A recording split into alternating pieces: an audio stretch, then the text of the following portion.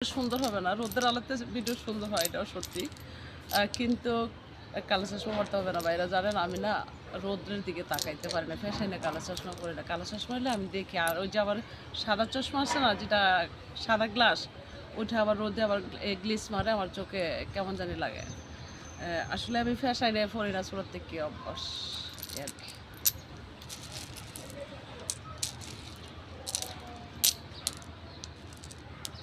একই স্টাইলে রয়েছি, একই পোশাকে রয়েছি, একই মনটা নিয়ে আছি, পাল্টাইলো না আর আমার মনটা। শোনা গো শোনা, কি কইতাম কথা, আমাদের কুমিল্লার বাসা ভাইয়েরা।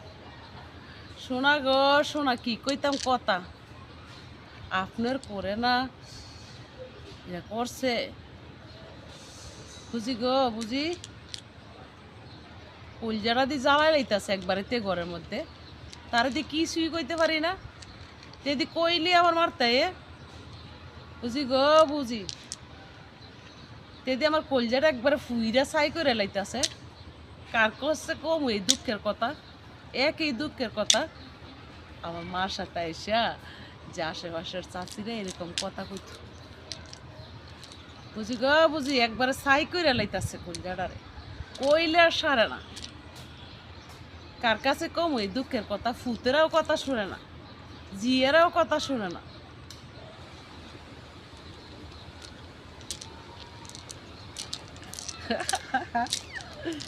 আমার মনে নাই সবটি কথা, অনেকটি কথা মনে আছে, তবে আমি অভিনয়টি চাইলে করতে পারি।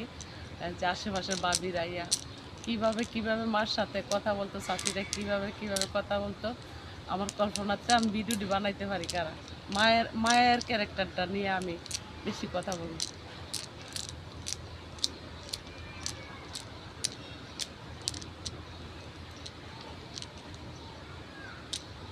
আরে মারে, প্রতিটা মুহূর্তে মার স্মৃতিগুলো মনে পড়তেছে। 1 বছর হয়ে গেল তো আমার মার।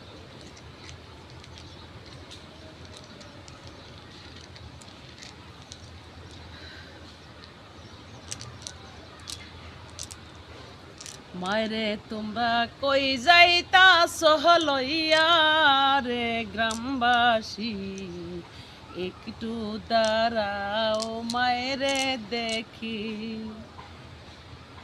মায়েরে তোমরা কই যাইতা সহলইয়া রে গ্রামবাসী, একটু দাঁড়াও মায়েরে দেখি।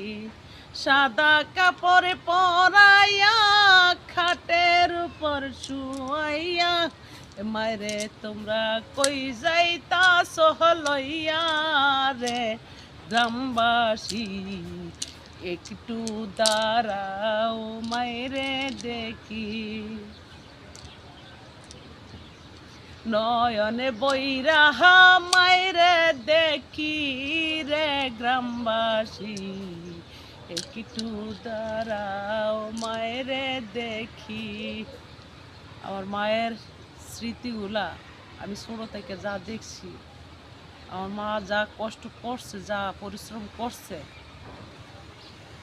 আমাদের ভাই বোনদের জন্য, সেই মোতাবেক মায়ের জন্য কতটুকু করলাম মনে হইলে কলিজাটা আমার কেমন জানি জ্বলে। মায় কি বাঁচত, আমার মায়ের পাশে দাঁড়াইতে পারি নাই শেষবেলা গিয়া, যাদের জন্য, তাদের বিরুদ্ধে আমার জীবনটা থাকতে আমি লড়বো। যদি আমার ঘরে কেউ বাধাতে, তাদেরকে বারে কোবাই মেরে লড়বো।